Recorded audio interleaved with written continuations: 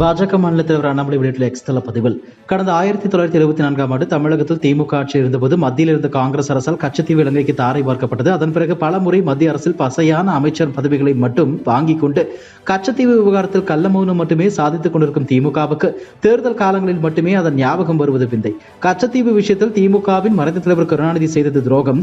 இலங்கை போரின் போது தமிழகத்தில் ஆளும் கட்சியாகவும் மத்திய காங்கிரஸ் கட்சியின் கூட்டணியாகவும் இருந்த திமுக நடத்திய 3 மணி நேர உண்ணாவிரதம் உள்ளிட்ட கபட நாடகங்களை மக்கள் மறந்து விட்டார்கள் என்று திரு ஸ்டாலின் நினைத்துக் கொண்டிருக்கிறார்.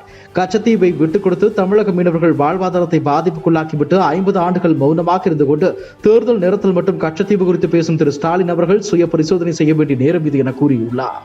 தமிழகம் மற்றும் புதுச்சேரிக்கு ஏப்ரல் 19ஆம் தேதி ஒரே கட்டமாக தேர்தல் நடைபெற இருக்கிறது. வேட்புமனு தாக்கல் மார்ச் 20ஆம் தேதி தொடங்குகிறது. வேட்புமனு தாக்கல் மார்ச் 27ஆம் தேதி நிறைவடைகிறது. வேட்புமனு பரிசீலனை மார்ச் 28ஆம் தேதி நடக்கிறது. வேட்புமனு வாபஸ் மார்ச் 30ஆம் தேதி செய்யலாம். நாடு முழுவதும் 7 கட்டமாக மக்களவைத் தேர்தல் நடைபெறுகிறது. முதற்கட்டம் ஏப்ரல் 19, இரண்டாவது கட்டம் ஏப்ரல் 26, மூன்றாவது கட்டம் மே 7, நான்காவது கட்டம் மே 13, ஐந்தாவது கட்டம் மே 20, ஆறாவது கட்டம் மே 25, ஏழாவது கட்டம் ஜூன் 1 ஆகிய தேதிகளில் நடக்கிறது.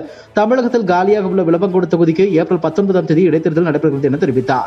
இந்திய தலைமை தேர்தல் ஆணையர் ராஜீவ்குமார் செய்தியிடம் பேசும்போது வங்கி வாகனங்கள் சூரிய அஸ்தமனத்திற்கு பிறகு பணத்தை எடுத்து செல்லக்கூடாது, டிஜிட்டல் பண பரிவர்த்தனைகள் அமலாக்கத்துறை வருமான வரித்துறை கண்காணிக்கும், வாக்காளர்களுக்கு பணப்பட்டுவாடா பரிசு பொருட்கள் மது விநியோகம் தொடர்ந்து கண்காணிக்கப்பட்டு தடுக்கப்படும், வேட்பாளர் குறித்து அரசியல் கட்சிகள் விமர்சிக்கலாம், போலி செய்திகளை பதிவிடக்கூடாது, கண்ணியம் காக்க வேண்டும், சாதி மத ரீதியாகவோ தனிப்பட்ட முறையில் விமர்சித்தோ பிரச்சாரத்தில் ஈடுபடக்கூடாது, தேர்தல் பிரச்சாரங்களில் சிறுவர்களை பயன்படுத்தக்கூடாது, மீறினால் கடும் நடவடிக்கை எடுக்கப்படும், மது ஆலைகளில் உற்பத்தி மற்றும் விற்பனை அளவு கண்காணிக்கப்படும், தேர்தலில் வன்முறைக்கு இடமில்லை, வன்முறையில் ஈடுபடுவர்கள் மீது கடும் நடவடிக்கை பாயும் என கூறியுள்ளார்.